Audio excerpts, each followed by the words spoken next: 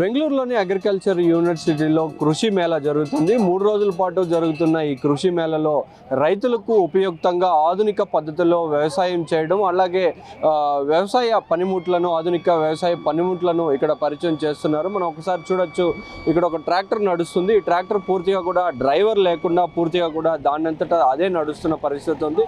So దీనికి మొత్తం కూడా ఒక GPS సిస్టాన్ని ఏర్పాటు చేసి దాని ద్వారా కూడా మనం ఎంపిక చేసిన ల్యాండ్లో మొత్తం కూడా ఈ ట్రాక్టర్ అదే దానంతటా అదే డ్రైవర్ లేకుండా కూడా నడుస్తున్న పరిస్థితి ఉంది. అసలు ఇది ఎలా పనిచేస్తుంది, దేని ఆధారంగా పనిచేస్తుంది అనే విషయాలను తెలుసుకుందాం. చెప్పండి, ఇది డ్రైవర్ లేకుండా నడుస్తుంది కదా, సో ఇది మొత్తం కూడా ఎలా నడుస్తుంది, ఏ టెక్నాలజీని యూజ్ చేశారు? సార్, ఇది వచ్చేసి ఆటో స్టీరింగ్ టెక్నాలజీ. సో ఇక్కడ మేమేం చేసామంటే, దీనికి ఒక స్టీరింగ్ ఉంటుంది. ఆ స్టీరింగ్ని తీసేసి మేము మా టెక్నాలజీ ఏముంది ఆటో స్టీరింగ్ అనేది, అది దీనికి ఇంటిగ్రేట్ చేసుకున్నాం. ఇది ఇండియాలో ఏ ట్రాక్టర్ సంబంధించిన ఏదైనా పర్లేదు ట్రాక్టర్, ఆ ట్రాక్టర్కి మనం కావాలంటే ఇంటిగ్రేట్ చేసుకోవచ్చు. సో ఇది యాక్చువల్లీ ఎలా పనిచేస్తుందంటే, మనం డిస్ప్లేలో చూడవచ్చు, మనం ఈ పర్టికులర్ వేలైన్ అనేది ఒకటి క్రియేట్ చేసుకుంటాం. ఇదే టైపు మనం ఏ టైప్ కావాలితే ఆ టైప్ మనం క్రియేట్ చేసుకోవచ్చు.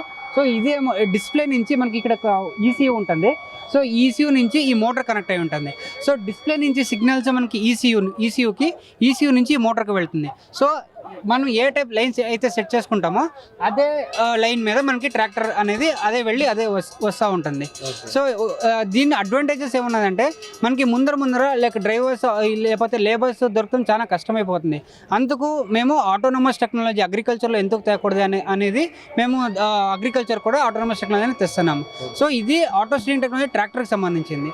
కానీ మనకి ఆటోమేటెడ్ బూమ్ స్ప్రేయర్ అది కూడా దొరుకుతుంది. మళ్ళీ ఆటోమేటెడ్ ఫర్టిలైజర్ బ్రాడ్కాస్ట్ అని అది కూడా ఉన్నది.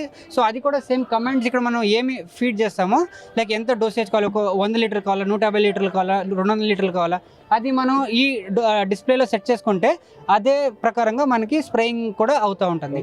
ఒక్కసారి మనం స్ప్రే అయిన జాగాల్లోకి మళ్ళీ వెళ్తే అక్కడ మళ్ళీ స్ప్రే అవ్వదు. అంటే ఓవర్లాపింగ్ అనేది కంప్లీట్లీ మనం ఇక్కడ అవాయిడ్ చేస్తున్నాం.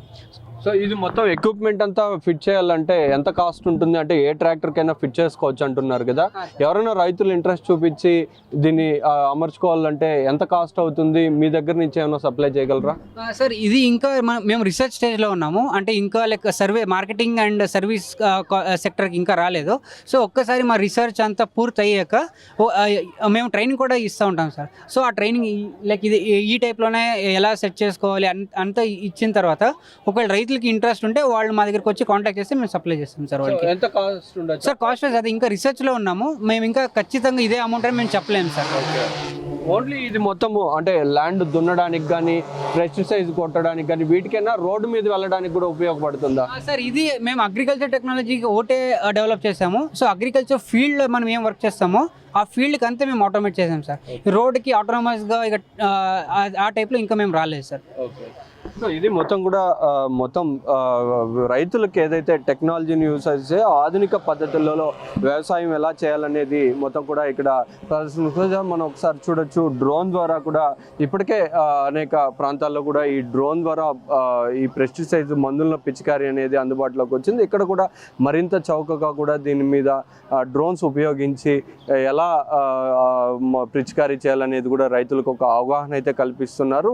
మనం రీసెంట్గా చూస్తే అమరావతిలో కూడా డ్రోన్ను ఏ విధంగా ఉపయోగించుకోవచ్చు అనేది కూడా ఒక సదస్సును నిర్వహించడం జరిగింది. ఇటీవల కాలంలో ఈ డ్రోన్ అనేది ఎక్కువగా కూడా ప్రాచుర్యం పొందుతుంది. అన్ని పనులకు కూడా ఈ డ్రోన్ అనేది ఉపయోగించి వేగవంతంగా పనులను పూర్తి చేయడం, అట్లాగే వేస్టేజ్ను అరికట్టడానికి కూడా ఈ డ్రోన్లను అనేది ఎక్కువగా కూడా వినియోగిస్తున్నారు. దీన్ని కూడా ప్రత్యేకించి ఇక్కడ డిస్ప్లేకి ఉంచడం జరిగింది. మొత్తంగా ఈ బెంగళూరులోని అగ్రికల్చర్ యూనివర్సిటీలో టెక్నాలజీని ఉపయోగించి ఏ విధంగా వ్యవసాయాన్ని చేయాలనే విషయాలను అయితే రైతులకైతే ఇక్కడ పరిచయం చేస్తున్న పరిస్థితి ఉంది. Camera person Sunil Tagalchi, Rithvik, ABN Andhrajyothy, Bengaluru నుంచి.